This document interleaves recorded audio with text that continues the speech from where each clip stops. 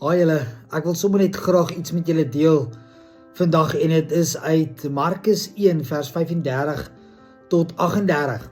En hoor mooi wat sê dit hier. Dit sê die môre vroeg toe dit nog nag was, het hy opgestaan, Jesus, en buitentoe gegaan na 'n eensame plek om te gaan bid. Simon en die wat by hom was, het hom egter gesoek. En toe hulle hom kry, sê hulle vir hom, almal soek U. Maar hy antwoord hulle, laat ons ergens andersheen gaan, na die nabygeleë dorpies toe, sodat ek ook daar kan preek, want daarvoor het ek gekom. Nou ek wil net kortliks iets sê dat baie keer gaan baie mense van ons sekere goed vra.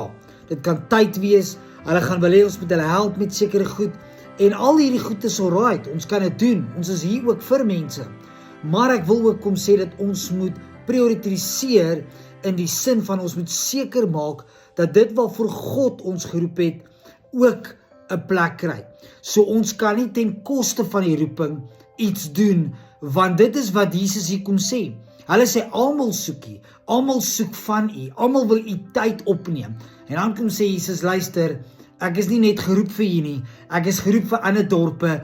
En hy praat eintlik dan van sy doelgerigtheid, sy roeping, en hy sê ons moet aanbeweeg. En belangrik ook, hy gaan die oggend uit om alleen tyd met sy Vader te spandeer. Hy is nie dadelik in mense se gesig nie. Hy is nie dadelik by die ander nie.